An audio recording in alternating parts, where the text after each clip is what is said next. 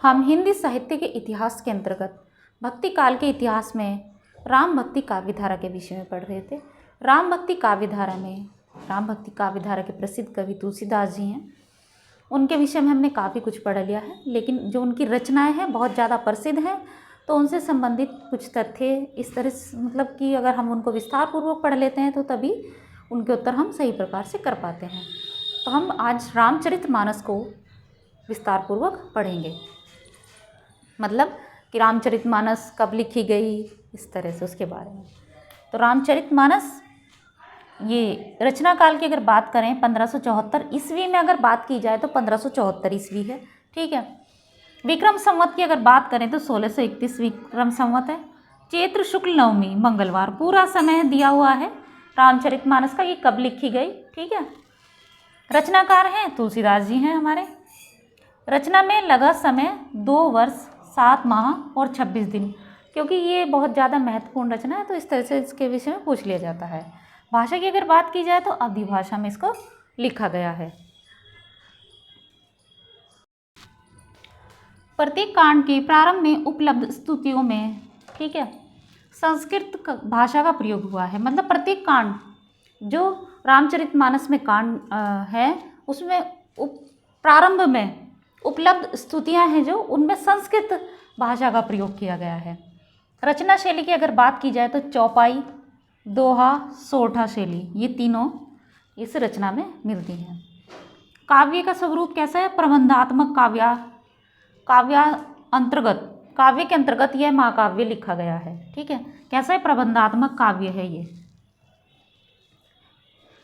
लेकिन इसको महाकाव्य की श्रेणी में रखा जाता है। कहने का मतलब है प्रबंधात्मक एक महाकाव्य है ये रामचरितमानस, तुलसीदास जी की रचना। काव्य विभाजन की अगर बात की जाए तो इस रचना को 7 भागों, कांड या सोपान में विभाजित किया गया है। पहला है बालकांड, ठीक है।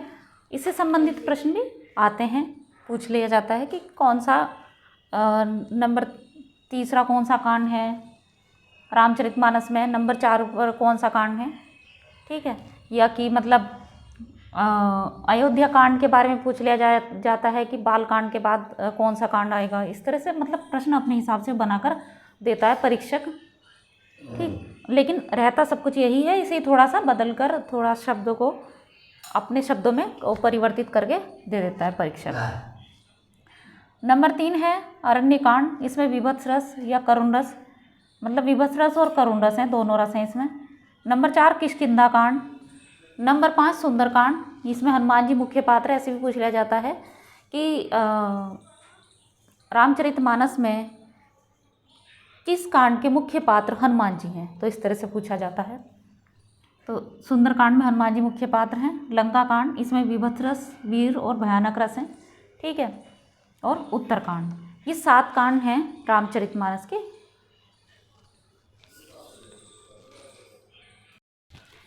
रस योजना, इसमें प्रसंगानुकूल प्रसंगों के हिसाब से सभी रसों का प्रयोग हुआ है, ठीक है। अधिकता किसकी? शांत रस की सबसे ज़्यादा इसमें प्रयोग है, ठीक है, रामचरितमानस में। अलंकार योजना, सभी अलंकारों का प्रयोग हुआ है, परंतु अनुप्रास अलंकार की अधिकता है किसमें? रामचरितमानस में। आपने भी पढ़ी होगी, हम सभी पढ़ते हैं, काफ़ी अच्छी है ये रामचरितमानस और पढ़ी भी जाती है जब रामचरितमानस का पाठ होता है। मार्मिक स्थल, अगर रामचरितमानस में मार्मिक स्थलों की बात करें तो यहाँ पर पुष्प वाटिका में राम व सीता का मिलन, ठीक है, यह भी दिखाया गया है इसमें। फिर है राम वनगमन। नंबर 3 दशरथ मरण। नंबर 4 चित्रकूट प्रसंग।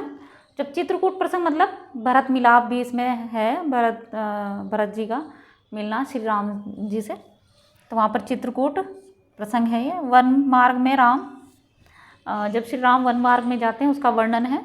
नंबर 6 लक्ष्मण को शक्ति बाण लगना, मतलब जब लक्ष्मण शक्ति होती है, लक्ष्मण जी को शक्ति बाण लगता है तो उसके बारे में भी इसमें वर्णन किया गया है, जब हनुमान जी संजीवनी बूटी लेकर आते हैं। तो ये कुछ मार्मिक स्थल या प्रसंग भी हैं इसमें रामचरितमानस में, जिनका वर्णन किया है तुलसीदास जी ने। ये छंद विधान की अगर हम बात करें, चौपाई व दोहा छंद की प्रधानता के साथ कुल 18 प्रकार के इसमें छंदों का प्रयोग हुआ है। कितने? 18 प्रकार के छंदों का प्रयोग इसमें किया गया है। इस रचना को उत्तर भारत की बाइबिल भी कहा जाता है। अगर प्रश्न पूछा जाए कि उत्तर भारत की बाइबिल किसे कहा जाता है, तो रामचरितमानस, जिसके रचनाकार हैं तुलसीदास जी, उसको कहा जाता है। ठीक है, ये अवधी भाषा का लोकप्रिय ग्रंथ है रामचरितमानस। काफ़ी अच्छा है, बहुत बढ़िया है। अगर जब हम इसे पढ़ते हैं तो काफ़ी इसमें हमें शांति और एक तरीके से ईश्वर की अनुभूति का इसमें एहसास होता है। ठीक, तो आज हम केवल रामचरितमानस के विषय में पढ़ेंगे। ऐसे तुलसीदास जी की 2-3-4 जो प्रमुख रचनाएं उनके विषय में इसी तरह से पढ़ेंगे।